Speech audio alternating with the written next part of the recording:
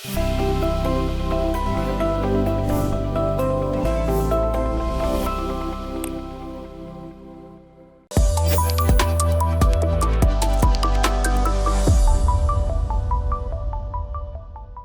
ही में बिहार राज्य के सीएम को एक खेल समारोह के उद्घाटन के अवसर पर अपने साथी अधिकारी के साथ राष्ट्रगान के दौरान बातचीत करते हुए और हंसते हुए देखा गया।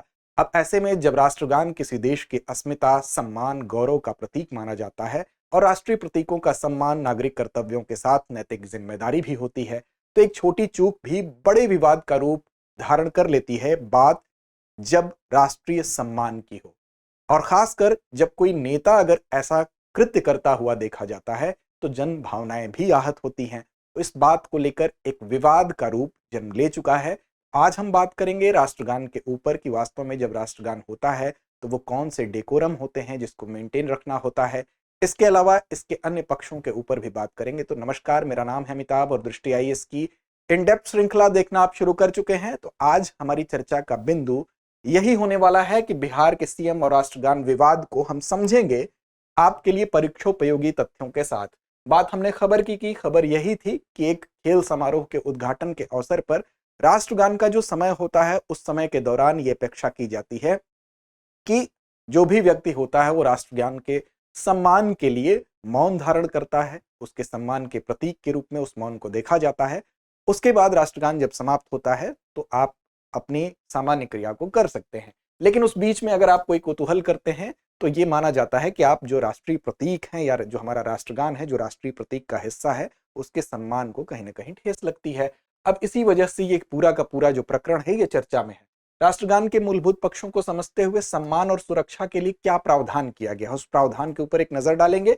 इसके अलावा राष्ट्रगान बजाने के लिए जो प्रोटोकॉल और परंपराएं हैं उसको भी देखेंगे। अंत में एक अभ्यास प्रश्न की तरफ भी चलेंगे। सामान्य अध्ययन के प्रश्न पत्र 2 से जोड़ के इस खंड को आप देख सकते हैं।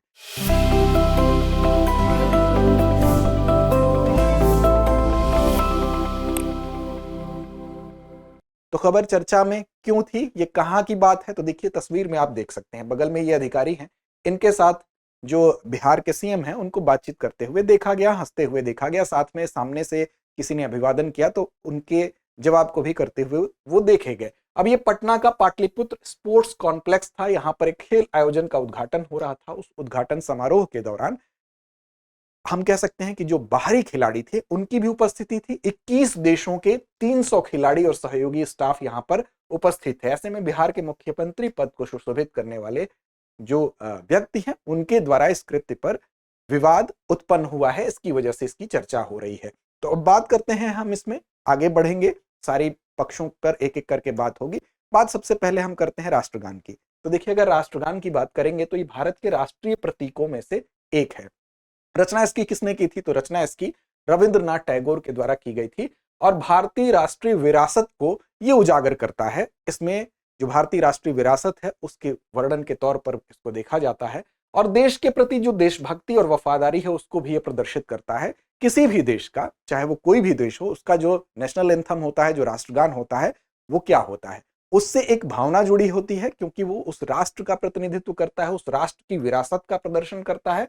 और आप जिस भी देश के नागरिक को देखेंगे, अगर उसके देश का राष्ट्रगान होता है, विभिन्न बड़े खेल आयोजनों में आपने देखा होगा, तो उसके देश के जो भी खिलाड़ी होते हैं उस राष्ट्रगान के सम्मान में खड़े होते हैं, उस राष्ट्रगान के प्रति अपना सम्मान व्यक्त करते हैं। तो ये एक देशभक्ति और वफादारी को व्यक्त करने का माध्यम भी होता है। इसके मूल की बात करेंगे अगर, तो 27 दिसंबर 1911 को रविंद्रनाथ टैगोर ने, जब कांग्रेस का कलकत्ता में एक अधिवेशन हुआ था, वहां पर पहली बार इसको गाया गया था। इसके बाद अगर बात करेंगे तो 1941 में पुनः सुभाष चंद्र बोस जी के द्वारा इसको प्रस्तुत किया गया। लेकिन यहां पर थोड़ा सा इसको जो मूल था, मूल स्वरूप था, उस मूल गीत से थोड़ा अलग संस्करण यहां पर प्रस्तुत किया गया और उसको शुभ सुख चैन नाम से प्रस्तुत किया गया 1941 में सुभाष चंद्र बोस जी के द्वारा। अब टैगोर ने जो पहला गान था वो मूल रूप से किस भाषा में लिखा, तो वो लिखा था मूल रूप से इन्होंने बंगाली में।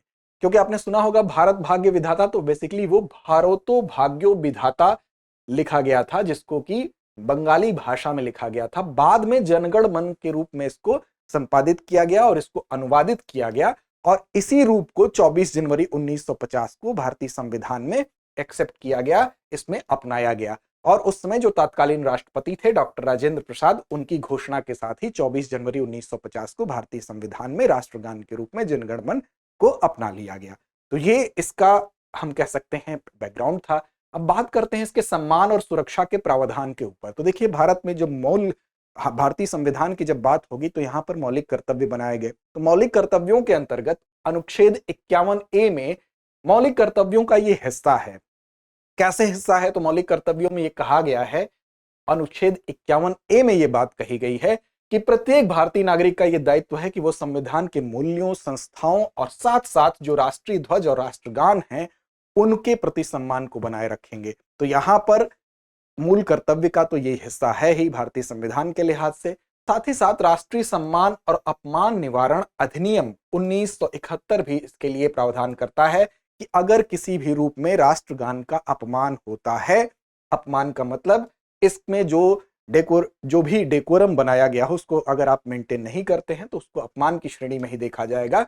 तो उससे संबंधित जो प्रतिबंध हैं, उन प्रतिबंधों को अगर कोई व्यक्ति तोड़ता है तो इसमें कड़ी सजा का प्रोविजन भी किया गया। अब इस अधिनियम के माध्यम से उस अभियुक्त को 3 वर्ष तक के कारावास या जुर्माना या दोनों की ही सजा दी जा सकती है। यह प्रोविजन करता है राष्ट्रीय सम्मान अपमान निवारण अधिनियम 1971।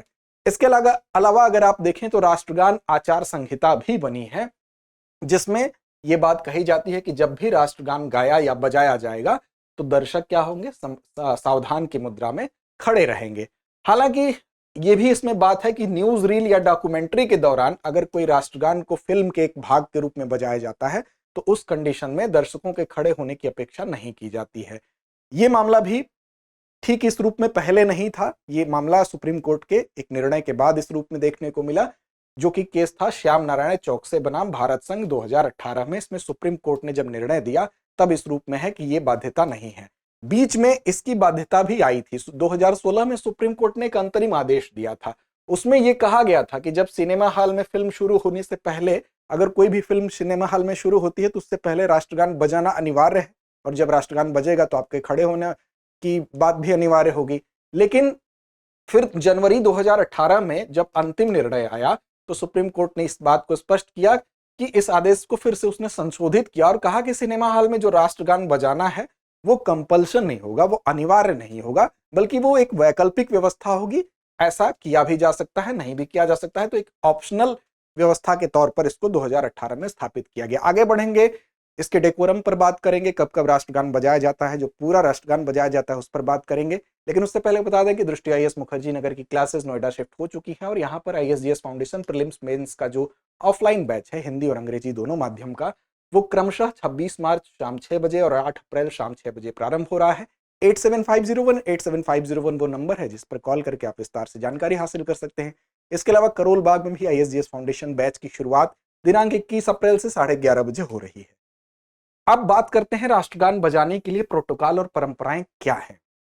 तो देखिए, एक जब राष्ट्रगान पूरा जो बजाया जाता है, एक तो शॉर्ट होता है, एक पूरा होता है। तो देखिए, नागरिक और सैन्य सम्मान समारोह अगर कोई होगा तो उस समय बजाया जाएगा। जैसे मान लीजिए पद्म सम्मान दिया जा रहा है, या कोई वीरता पुरस्कार प्रदान किया जा रहा है, या सेना का सम्मान दिया जा रहा है, तो ऐसी दशा में नागरिक और सैन्य सम्मान समारोहों के समय में राष्ट्रगान बजाया जाता है। दूसरा कब बजाया जाएगा? राष्ट्रीय सलामी के दौरान।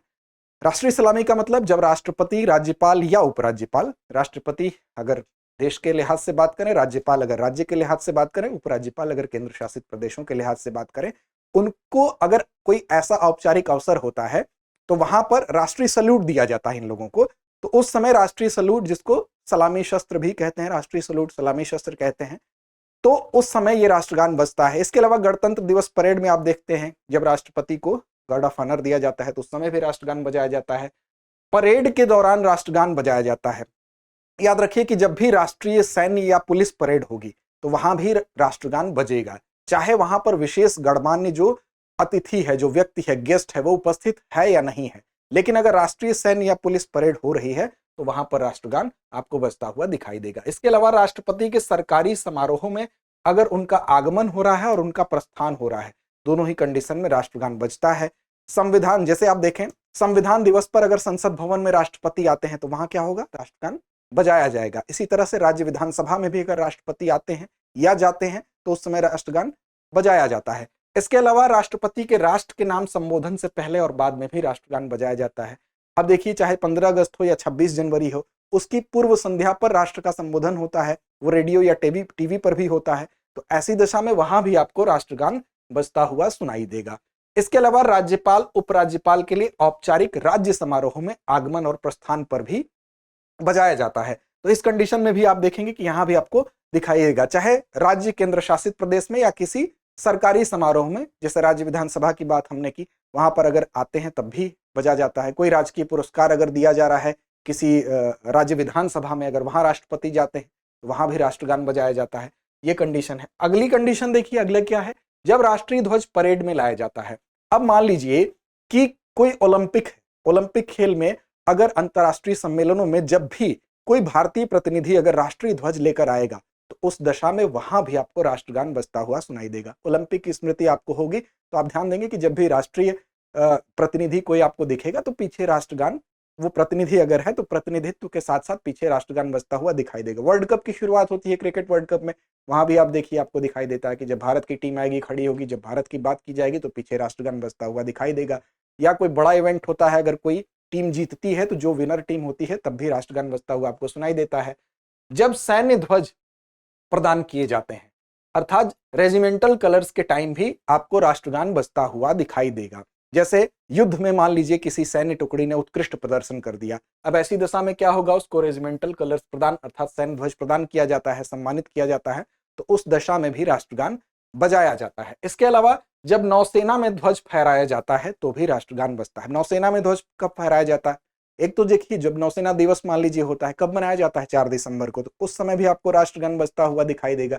इसके अलावा अगर वहां पर कोई विशेष बात होती है, जैसे कोई पनडुब्बी है या कोई युद्धपोत है, अगर उसका जलावतरण हो रहा है, पहली बार वो लॉन्च हो रही है, तो ऐसी दशा में उस विशेष कंडीशन में भी वहां पर नौसेना में ध्वज फहराने के दौरान राष्ट्रगान को बजाया जाएगा। इसके अलावा संक्षिप्त राष्ट्रगान की अगर बात करें तो मेस में टोस्ट के दौरान, जैसे सेना हो गई, नौसेना हो गई या वायुसेना हो गई, उसके विशेष क्लबों या मेस में आप देखेंगे जब अधिकारी किसी टोस्ट अर्थात ड्रिंक टोस्ट की बात की जा रही है, उस रस्म को निभाते हैं, तो उस समय संक्षिप्त राष्ट्रगान को बजाने की परंपरा यहां पर देखी जाती है। इसके अलावा भारतीय सेना के अधिकारी जब किसी विदेशी सैन्य दल के साथ औपचारिक भोज का आयोजन करते हैं तो राष्ट्रपति या प्रधानमंत्री के सम्मान में आयोजित सेना के अधिकारी रात्रि भोज में आप देखेंगे यहां पर भी आपको जो संक्षिप्त राष्ट्रगान है वो बजता हुआ दिखाई देगा।